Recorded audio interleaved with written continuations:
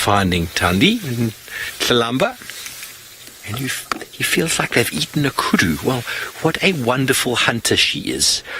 Well, Hosana, who's made his way up the tree, how he got up the tree in that time, it was a blink of an eye from all of us. Absolute blink of an eye. I don't know, I didn't even get to see it properly. But he's now up the tree, and he's having a proper feed. We've lost sight of the Duke.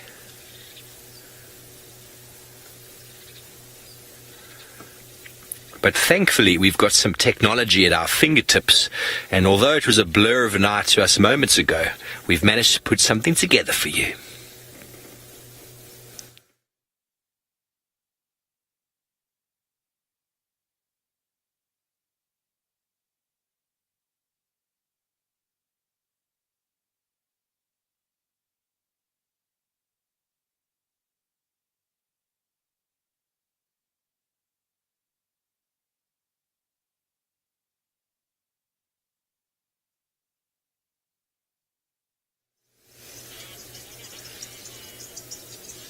Well, how was that? Thank you, Louise in FC, for putting together that little slow-mo clip for us.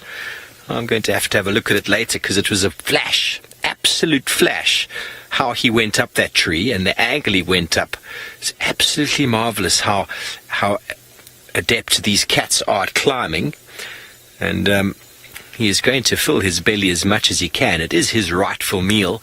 And since he claimed the food and he was growling, that is invariably when the other leopard would leave him alone. You know, the risk that it would take for Tingana to go up there to compete for that. He's full. It would be tricky. Hosana's up the tree. He's got the best position right now. It's kind of the stalemate that Tingana was trying to avoid by staying up in the tree for as long as he did. But eventually, thirst overcame him. We weren't able to see if he's gone to drink, but if anybody's watching the dam cam, you should easily be able to see if he is there or not. Just a little bit out of our view at the moment. But what he did do, which is interesting, is he repositioned his carcass. The hyenas came rushing in, because as he was moving around, he was displacing some bark and things from the tree, which were then falling down. And they are waiting in anticipation at the bottom for him to make a mistake, which leopards do. Inexperienced cats, they do it. And they will be waiting for anything that pops down. But there's a nice view of him again, Craig. He's moved again for us. Beautiful lighting. We couldn't have played this any better.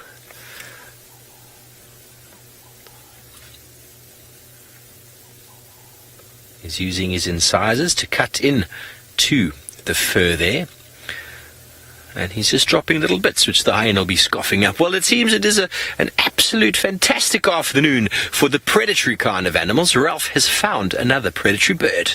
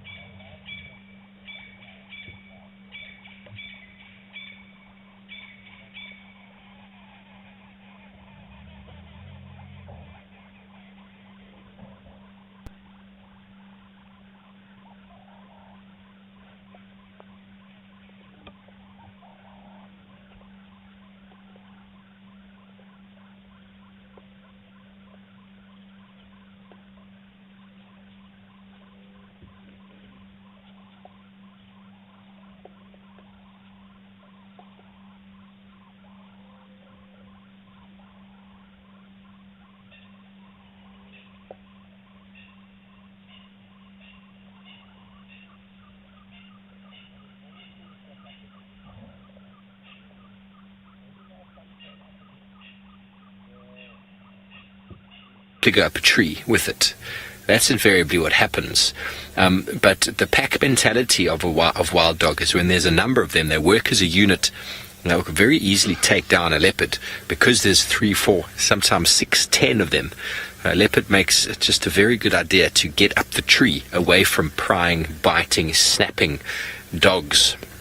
Because as we all know, dogs and cats, they have their thing, don't they? So it's not necessarily that leopards take more sort of security against. Well, this is Hosana, and as James was mentioning his name, the little chief. He is perched very comfortably on top of the tree. He's definitely done this before. He's learnt very well how to feed. He repositioned his impala a little bit. He's using the side of his teeth now, the carnassial shear, to cut open the flesh and the sinew. He's going in, I think that's the chest area. It's really hard to say the way the impala has been twisted around, but he repositioned it a couple of times to ensure that it doesn't fall down, because there are at least 4 hyena around, all waiting patiently. They've seen this before. They know that it's only a matter of time before it gets dropped. Sometimes it doesn't get dropped. We've seen carcasses that are stuck in the tree. There's a very experienced leopard who does that, or a little bit of luck with the horn of an impala ram. But when there's no horn and the legs and the strength of the body starts to give out, it's invariably when mistakes happen, and they will quickly snap up whatever he drops and devour it in moments.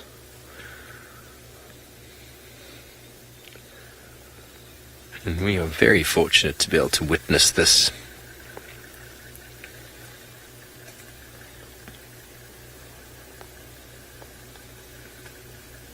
Peter, that's a good question. Leopards, they if they get chased by a hyena or a wild dog, if they get physically chased and they got food, they'll definitely go up a tree with it. That's invariably what happens. But the pack mentality of wild dog is when there's a number of them, they work as a unit. And they can very easily take down a leopard because there's 3, 4, sometimes 6, 10 of them. A leopard makes it just a very good idea to get up the tree away from prying, biting, snapping dogs. Because as we all know, dogs and cats, they have their thing, don't they? So it's not necessarily that leopards take more sort of security against wild dog. It's just the wild dogs are forever running and moving. And wild dogs are never there to scavenge a kill. It's the leopard that comes in and scavenges from the wild dog. And once it's scavenged it needs to get it up and away from the wild dogs as soon as it possibly can. You don't often find leopards stealing food from hyena. It just doesn't kind of work that way. I suppose it does from time to time.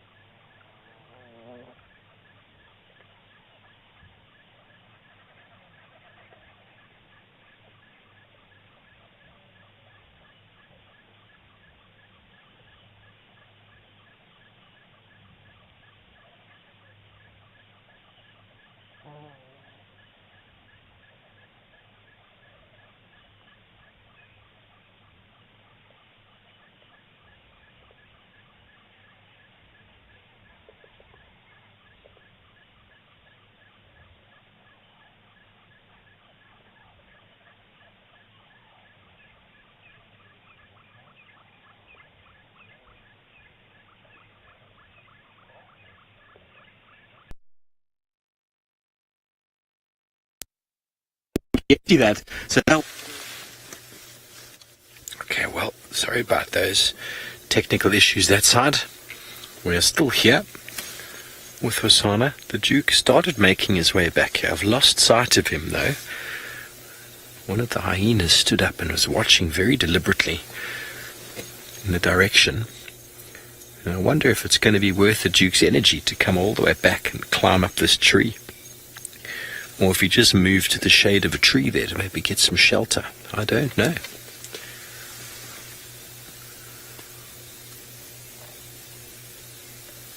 Remember, folks, this is 100% live. Anything could happen right now. A third leopard could materialize out of anywhere. We could get wild dogs running in from the scene. This is Safari Life, and things do go absolutely pear-shaped sometimes.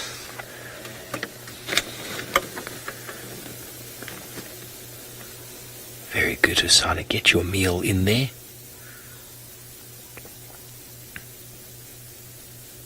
So you folks who watch the show know that there's a lot of impala around, and they are a staple for many of the predators we find around here, and a very good buffer food. The predator population doesn't seem to even dent their numbers, but without the predators, their population would skyrocket. So very important, and predators will do their natural selection of the weak and the infirm, the sick, picking them off one by one. Sometimes they just get lucky and get a strong one, but they will generally pick the weakest, the one that's easiest to catch, that expends the least amount of energy.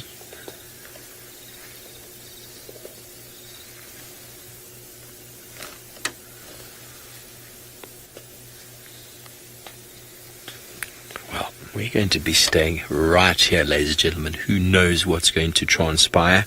But in the meantime, let's go over to James and the leopardess Thandi. She's actually being very independent. She's moving away. She's stalking on her own. I'm completely unsighted.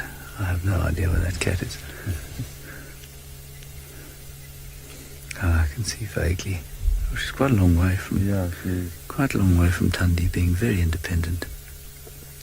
Hello, little girl. So sweet.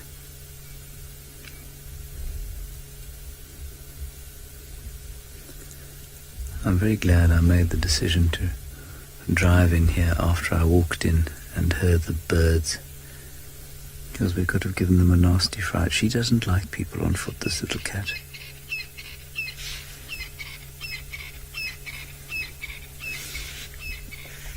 There we are.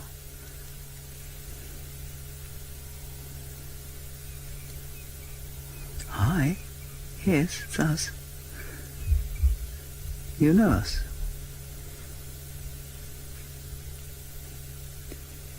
Hello, sweet thing.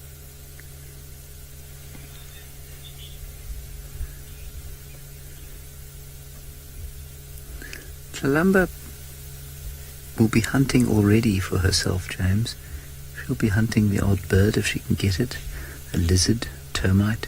I suppose that must count as hunting. So she would definitely do some hunting, even now. And at this age, you know, she's 9 months old. She's almost 10 months old now. She could easily take down a small antelope if the opportunity presented itself. Scrub hare, perhaps. Remember, Hosana was independent from just over a year, and by that stage he had already killed an adult impala. Now that's quite unusual. I'm not suggesting that she would take on an adult impala at this stage, but she could certainly take down a baby duiker or baby bushbuck.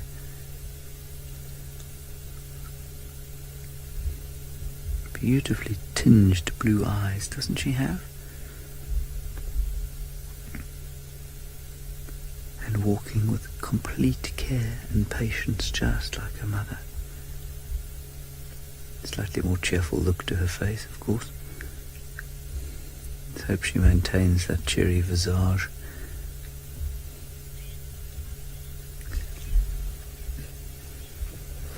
Yeah, Kathy, you're probably right. Her brother Tumba He's got enormous ears for a leopard. And she's got quite big ears. I don't think they're big as his. He was a very serious leopard, was Tamba. I say was. He's still extant, of course, and for those of you who know him, you would have been fascinated. He's just had his second birthday, hasn't he? Yeah, he has. You would have been interested to see him in the same tree as the gargantuan Anderson male. The Anderson male now minus his left eye from a fight with something or other. And I quite like to think that our, shall we say, geeky little friend Tamba managed to inflict that damage before his kill was stolen by the Anderson male.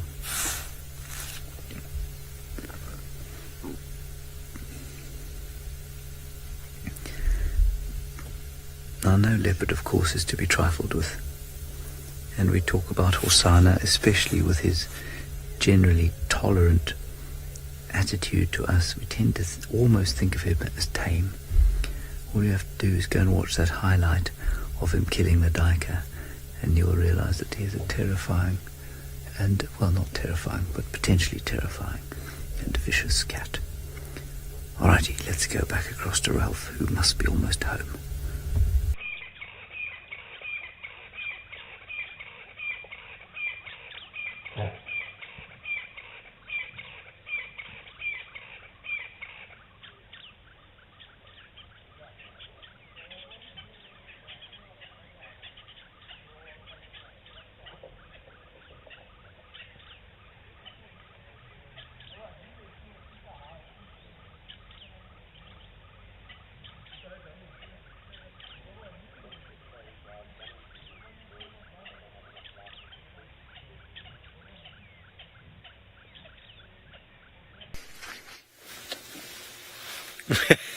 Hello, my name is Steve.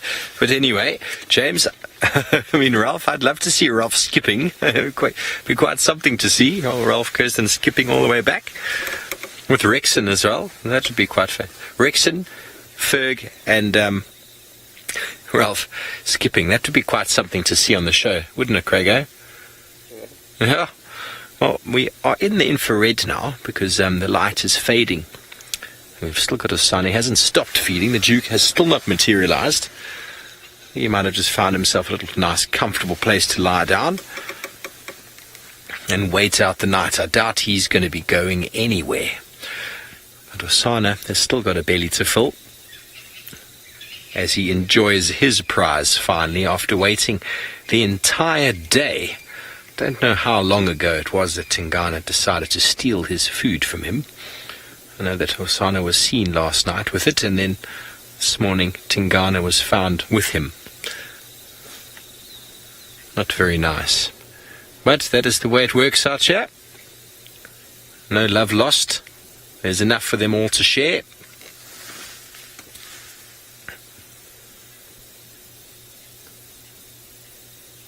And you've got a very healthy appetite, this young leopard. He's still growing. In comparison to his father, he's still got a lot of growing to do. He's a lot more protein, a lot more kills to get him through. And he's making very good work of it. This is the second kill he's had in this tree in a week. When he got it on Sunday. Was it Sunday he caught that duiker? I think it was. Sunday, just at the dam camp, right down here. Not far away at all. And he hoisted it very close to where this one's hoisted. It might actually have been on the other branch. If you see just on the left of the screen there's the remains of a stomach. Just on the branch there.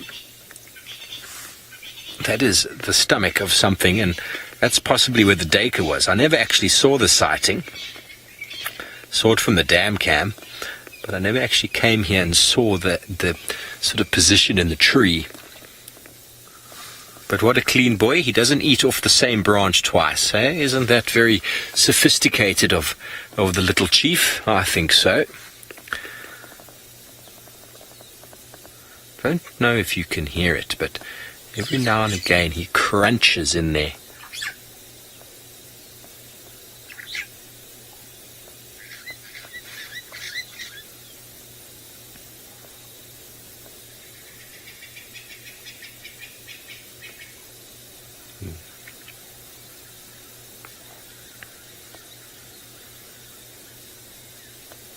Matt, nothing seems to surprise me anymore here in the Sabi Sands, seeing what these leopards go through.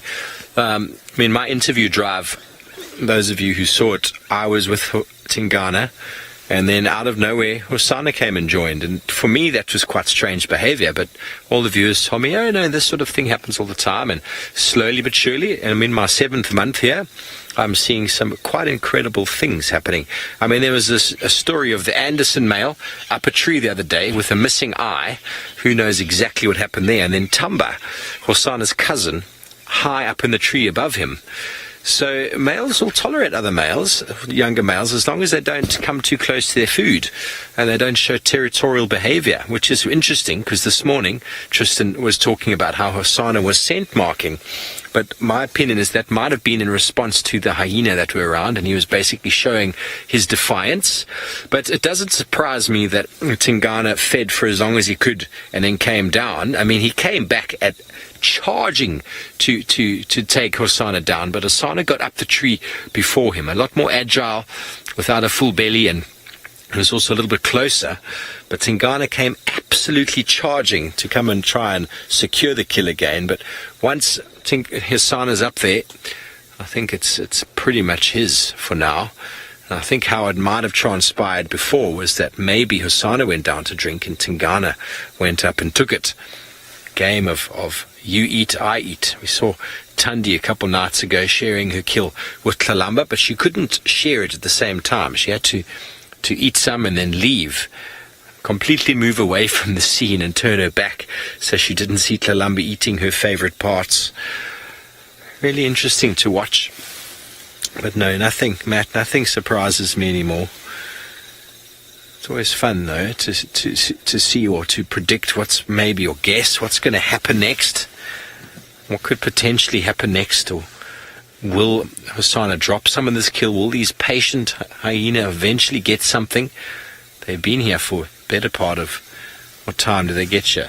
Who knows? They're here in the early hours of the morning, so they've probably been here for till early last night, when the stomach content smell wafted through the African wilderness to their very keen noses.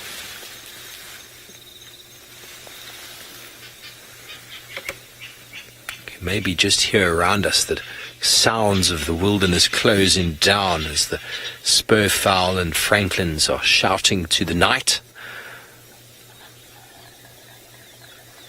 And there's the sound of a male impala still rutting. What are you doing, Mr. Impala? But anyway, are we going to get some more cats this evening? Let's go over to Tristan Dix and hear all about it. Well, maybe. We're just trying a Hail Mary pass where I'm trying to follow the tracks with the car. I went and we found the tracks again and just kind of moving through these thickets in the hope that this pride is lying down. From what we can gather, though, from just the car tracking, is that the pride split up. So they were chasing zebra in here and they were all over the place. So there's one here, one there, one here, one there. And it's making it quite difficult to know exactly where they went from here. What I also found was a vehicle that had off-roaded here during the course of the day. This morning, early hours of this morning. And so I think maybe, just maybe, this is where they were actually found this morning. And somebody just came from a different direction on foot. And that's how they found them, is not the way that we did. Careful there, Davy. There's a big stump, or hole, should I say. Yes, we threw that now. But you can see on my right-hand side here, there is a tawny eagle. So I came back to where this tawny is, just to have a little look. So it's in the top of the tree over there.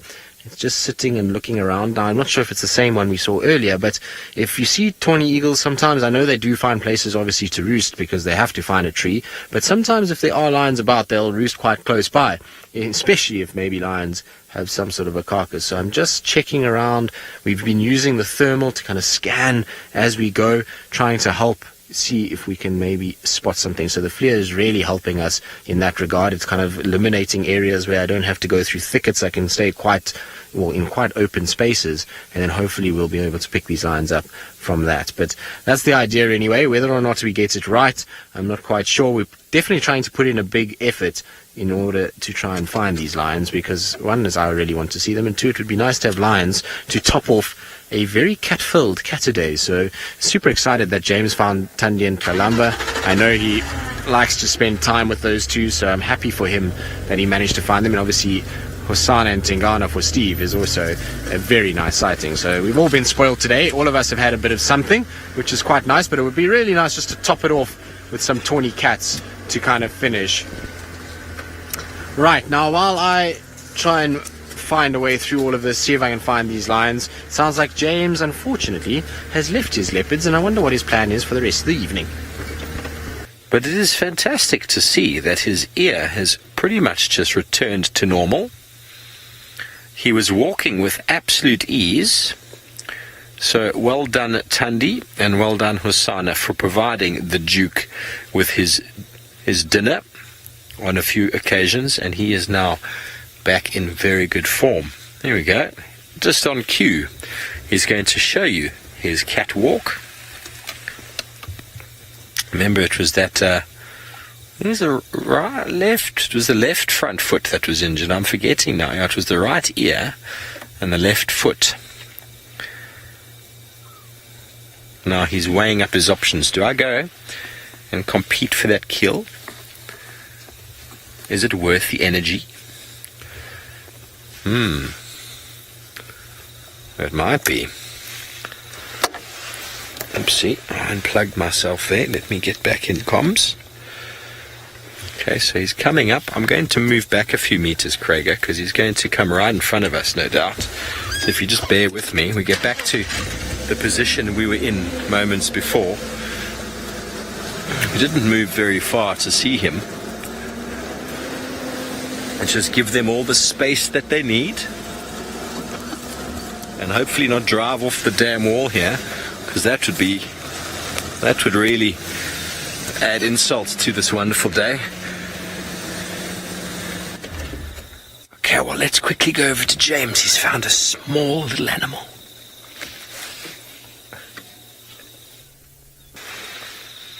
Well, thank you, James. So nice to get bush babies on camera. It's very difficult to do so, and their jumping around antics is always very, very funny to watch. Well, Tingana moved a little bit, and we're not going to show him now because he moved a bit. I moved back, and then he plopped himself down flat on the side of the road, and is not showing any interest in doing anything right now other than sleeping. So we'll watch Hosana as he continues to gorge himself, cutting through the sinew and the flesh, munching away. Hyenas still circling around the bottom in ever anticipation for some scraps.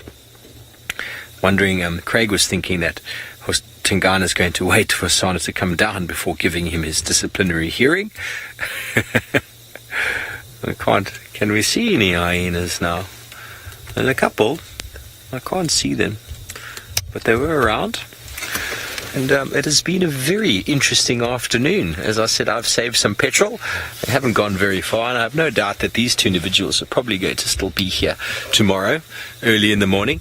Hosana with his, by then, will probably be a full belly, and Tingana with his full belly, well, maybe he'll still be here, or maybe he will have marched off a bit, and maybe a territorial prowl, as he does some territorial calling and scent marking, now with a full belly and very well-working feet.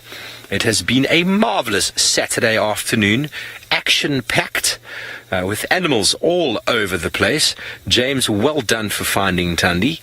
Really, really did happen to add so much more to the show. And Hosana, once again, has stolen it. And thank you for all your feedback and information. Folks, we'll see you tomorrow morning. Have a beautiful evening.